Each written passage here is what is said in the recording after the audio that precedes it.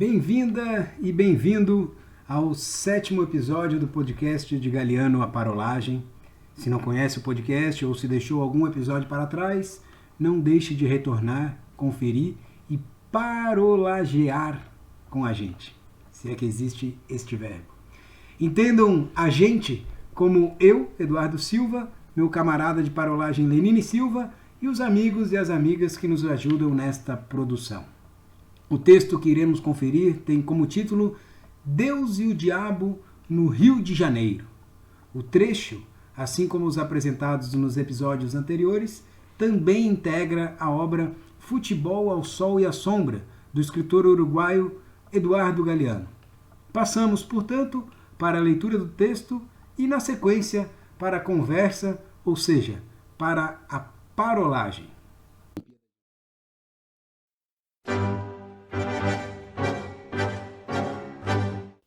Deus e o Diabo no Rio de Janeiro. Certa noite de muita chuva, enquanto morria o ano de 1937, um torcedor inimigo enterrou um sapo no campo do Vasco da Gama e lançou sua maldição. Que o Vasco não seja campeão por 12 anos. Se existir um Deus no céu, que o Vasco não seja campeão. O nome deste torcedor, de um time humilde, que o Vasco da Gama tinha goleado por 12-0, era Arubinha. Escondendo um sapo de boca costurada nas terras do vencedor, Arubinha estava castigando o abuso. Durante anos, torcedores e dirigentes procuraram o sapo no campo e em seus arredores. Nunca o encontraram. Crivado de buracos, aquilo era uma paisagem lunar. O Vasco da Gama contratava os melhores jogadores do Brasil, organizava as equipes mais poderosas, mas continuava condenado a perder. Finalmente, em 1945, o time ganhou o troféu do Rio e quebrou a maldição. Tinha sido campeão pela última vez em 1934. 11 anos de seca. Deus nos fez um descontinho, declarou o presidente. Tempos depois, em 1953, quem estava com problemas era o Flamengo, o time mais popular do Rio de Janeiro e de todo o Brasil. O único que, joga onde jogar, joga sempre como o time da casa. O Flamengo estava há 9 anos sem ganhar o campeonato. A torcida, mais numerosa e fervorosa do mundo, morria de fome. Então, um sacerdote católico, o Padre Góes, garantiu a vitória, em troca de que os jogadores assistissem sua missa antes de cada partida e rezassem o rosário de joelhos perante o altar.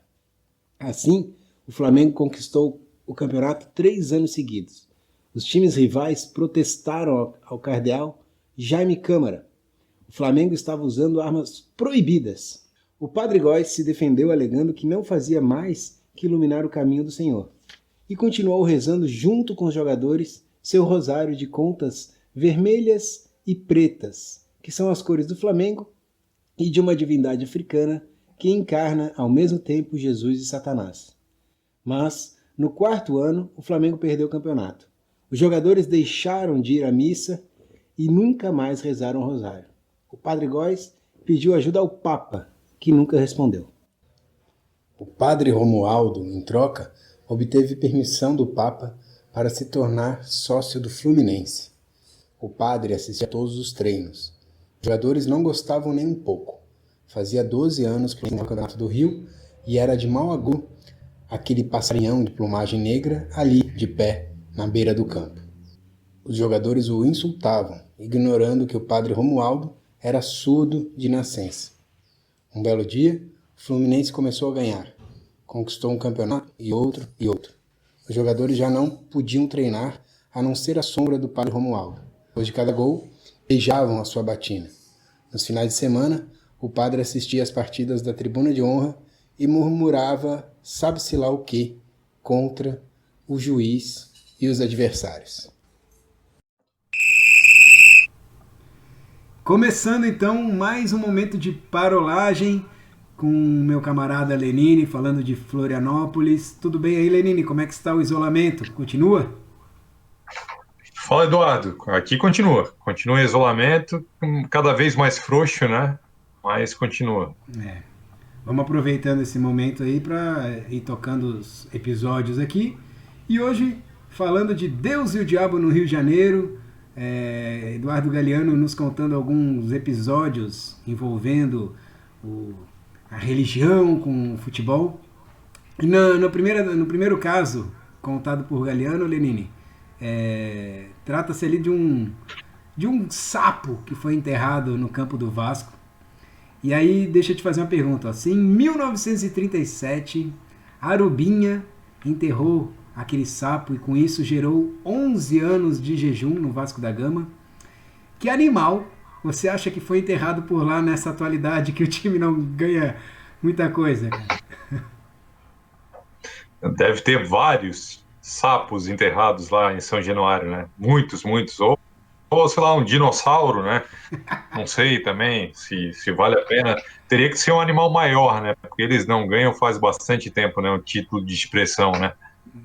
Cara, os torcedores vascaínos vão ficar chateados com esses comentários, mas justificando a ironia dessa pergunta e falando já do título expressivo do Vasco, tirando o Carioca de 2015 e 2016, o título que o Vasco ganhou nacional foi a Copa do Brasil de 2011.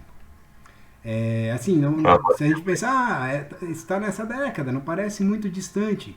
Mas, naquele ano, só para ter uma ideia, Felipe era jogador e até foi eleito o melhor jogador da competição. Lembra do Felipe, lateral esquerdo, que depois até jogou mais pro meio? Cara, faz tempo que ele não... Flamengo também, Felipe. Exato, faz tempo que ele não joga. Né?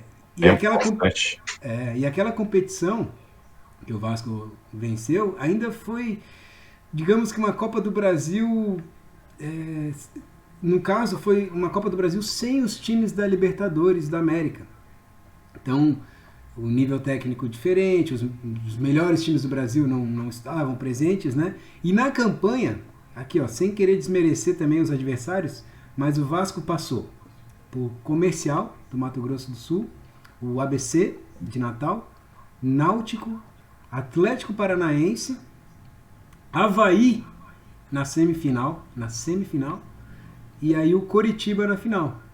Então, é óbvio que todos esses times aí que a gente mencionou, eles podem avançar aí na Copa do Brasil. A gente vê, né, o Figueirense fez final da Copa do Brasil, mas não... A campanha dele, qual grande time ele passou aí? Hoje a gente poderia falar o Atlético Paranaense, mas em 2011, mesmo já tendo ganho um campeonato nacional, né, então... Foi um título, digamos, de expressão, mas ao mesmo tempo pouco expressivo? Enfim, o maior talvez fosse o Vasco, né? Acho que sim, na época o maior era o Vasco, né? Nesse campeonato, né? Olha, curioso, hein, cara? Em relação aos rivais aí, eu acho que o maior era o Vasco, né? Clube gigante para esse campeonato, e hoje quando a gente pensa num campeonato nacional, o Vasco tem história, mas ele não entra como o gigante favorito e tudo mais, né? Sim. O Vasco já caiu 3 vezes, né? E não é por culpa do Sapo, não, cara. É culpa por administração ruim, né, cara? Nesse caso aí, até tem um sapo, né? Mas é um sapo que eles forçam o torcedor a engolir, né? Mas olha só. Então, vamos pro outro lado do rio, outro eixo aí. Se o Galeano, ele também relata uma relação de vitórias ali do Flamengo, né? E a proximidade do time com um personagem aí que é o Padre Góes. Hoje, Lenine, contando com Jesus no comando, você acha que o Flamengo ainda precisa de um mero padre? Não, hoje não precisa, né? Hoje tem Jesus aí, Jesus que mudou a vida do Flamengo, que sempre foi considerado, por mais que tivesse time bom, não ganhava títulos, né? Considerado arame liso, né? Tinha bom time, mas ficava no cheirinho, que a galera vinha com esse papo aí, mas veio Jesus aí, e não é por crença, né? Não é por religião, é mais por competência mesmo, né? Um técnico bom, A administração do Flamengo se organizou, hoje tem dinheiro, hoje consegue fazer investimentos. Isso tudo fez que o Flamengo chegasse às vitórias, né? Não tem muito de padre, reza, não. Acho que tem muita competência aí no trabalho. Mas é curioso porque se todos os times sempre tentam fazer alguma ligação com o divino, aí vem o Flamengo, já cata para ele Jesus, resta agora os outros times arranjarem uma outra forma de contato, né, cara? O problema é que Jesus é nosso e Deus é nosso também, né? João de Deus é o auxiliar técnico. Ah, olha isso, cara. Eu já pensei que você ia. Jorge de Jesus e João de Deus. Eu pensei que você Tá tudo em já. casa, né? Eu achei que você ia soltar uma Deus é brasileiro e Jesus é flamenguista. Também pode ser, pode ser. Eu não acredito muito nisso, não. Sempre esse papo de vamos ganhar dos argentinos, porque Deus é brasileiro. Tá, Deus tem muita coisa para se preocupar, né? Ainda mais nesse momento de pandemia, meu amigo. Pô, São muitas as preces que ele deve estar escutando agora. Ô Lenine, mais pro final do texto, o Eduardo Galeano ele expõe uma suspeita quanto ao que o padre Romualdo, que ajudava o Fluminense, murmurava ali contra o juiz e contra os adversários. Que fica até uma ironia do texto, né? O padre que talvez estivesse proferindo ali impropérios para o juiz, para a torcida adversária. Mas assim, ó, se assim fosse, estaríamos então diante de um contraditório, né? Um homem de Deus agindo de modo pecador, de modo baixo. O que, convenhamos, acaba não sendo nada absurdo no mundo do futebol, né? Afinal, é bastante comum comportamentos de falsidade, de mentira entre aqueles jogadores que se dizem, né, cristão, agradece o tempo todo a Deus, graças a Deus, mas às vezes rola uma maldade ali que não tem nada de relação com o divino, não é mesmo?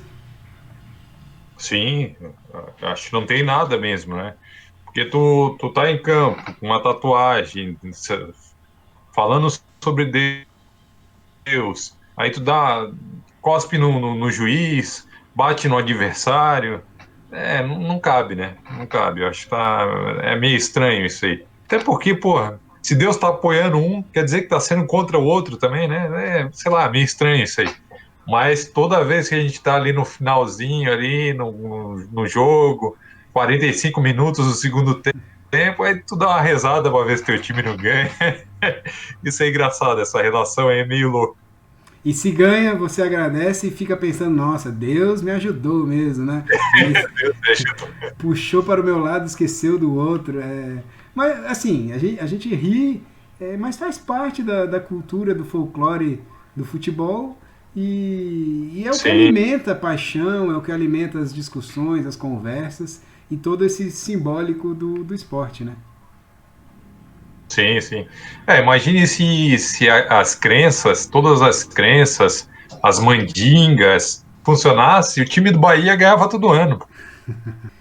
É isso então, meu camarada. Fechamos aí mais uma parolagem. É isso aí, Duda. Um forte abraço então, meu amigo. Nos vemos no próximo. Falou.